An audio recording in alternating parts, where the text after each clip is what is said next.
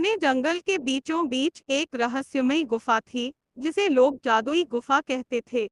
कहते हैं, उस गुफा के अंदर एक अमूल्य खजाना छिपा था, लेकिन जो भी उसे लेने गया, कभी लौट कर नहीं आया।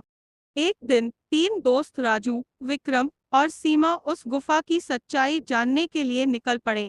गुफा के पास पहुंचते ही उन्हें एक बूढ़ा साधु मिला। उसने चेतावनी दी, यहाँ जाने वाले अक्सर वापस नहीं आते, क्योंकि यह गुफा जादू से भरी है। लेकिन दोस्तों ने हार नहीं मानी और अंदर जाने का फैसला किया। जैसे ही वे गुफा में घुसे, रास्ता अपने आप बंद हो गया। सामने एक विशाल पत्थर की दीवार थी, जिस पर लिखा था, सच्चे दिल वाले ही इस खजाने तक पहुंच सकते हैं।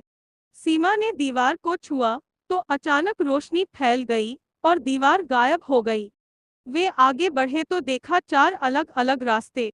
अब कौन सा रास्ता सही था? राजू ने पहला रास्ता चुना, लेकिन वहां आग की लपटें उठने लगी। विक्रम ने दूसरा रास्ता देखा तो वहां गहरी खाई थी। सीमा ने तीसरा रास्ता आजमाया, लेकिन वहां सांपों से भरा एक कमरा था। अब सिर्फ चौथा रास्ता बचा था।